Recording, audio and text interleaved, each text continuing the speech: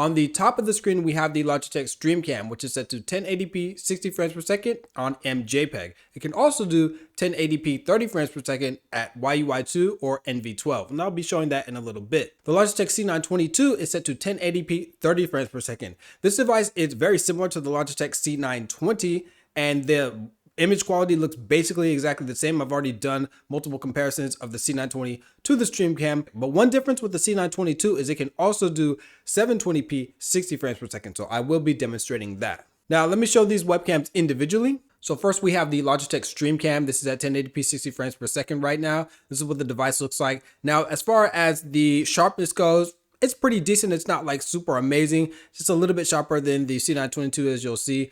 As far as the dynamic range, if you look at the background, it is getting a little bit blasted by the back. It's kind of hard to keep me bright enough without having the background overexposed. That's just kind of how the Streamcam is. It's one of the weaknesses compared to like the Logitech Brio. But overall, the colors are pretty good. They're not like amazing at MJPEG, but we will be showing it at YUY2, which will improve the colors quite a bit. So it's a 78-degree field of view. It's pretty respectable camera. I bought the Logitech Streamcam at its launch price of $170, and I'll leave a link to this device in the description if you are interested. Let's go ahead and switch on over to the Logitech C922. This is the Logitech C922 set to 1080p 30 frames per second. The colors are not quite as good as the Streamcam. Like the brown, like that's in my skin, is not like as like clean. It's a lot more like kind of red spots there, as opposed to what the Streamcam kind of like has it like a lot more like even. The background wall is like kind of like one color, but the thing is, if you actually look at that wall, it kind of has like a little bit of like blue, a little bit of green, because it's like reflecting from the light that's like actually coming in.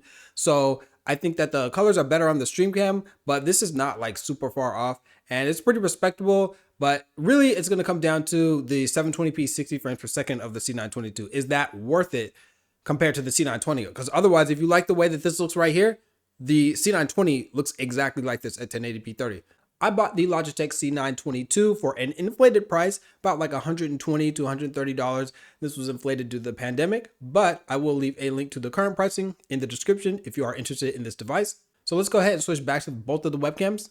Now I'm going to demonstrate the Logitech Streamcam at 1080p 30 frames per second, and then after that, I'll demonstrate the Logitech C922 at 720p 60 frames per second. So check this out. Now I've set the Logitech Streamcam to 1080p 30 frames per second, and it's at YUY2 partial, and now my skin looks so much more realistic. This fight sign right here, it looks like it really is supposed to look. The colors in the background are even better, and overall this really does transform things. If you really want like a webcam that has like good colors, then the Streamcam is very useful, but the thing is, you're not going to be able to get that use out of it at 1080p and 60 frames per second. You have to drop it down to 1080-30. So if you'll notice, now we have similar smoothness levels, whereas let me show, if I put it at 60 frames per second, at 60 frames per second, the Logitech Streamcam is just way smoother than the Logitech C922. So that's something that you're going to have like a give and take. If you really want those colors, you're going to have to drop it down.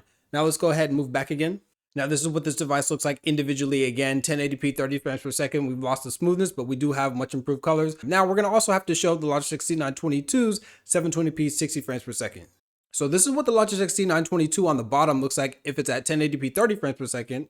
And now I have switched up the Logitech C922 to be at 720p 60 frames per second. And now you'll see that the C922 is smoother than the Streamcam because the Streamcam is at 30 frames per second because that's what you need for YUY2. So that's what it's going to look like. This device, 720p 60 frames per second. Now, if we're looking at it individually, we're going to see that this isn't really a good option to use at full screen. If you're going to be using it like as a face cam, like on the bottom left or wherever you're going to put it, it's really not like super terrible. I wouldn't even recommend it still. I think that you could just use the C920 at 1080-30 if you're going to be using like a small screen like that still.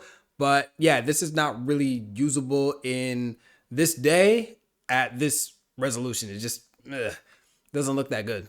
Now for these tests, I have had studio lights on the whole time. If you want to see a bunch of different lighting scenarios and like a really deep dive comparison, then I have a link to another comparison that'll be in the description of the Logitech C920, and the Streamcam is basically the same as this, except there's no 720 60 frames per second. But the last thing we're going to do here is an audio test. So let's go ahead and listen.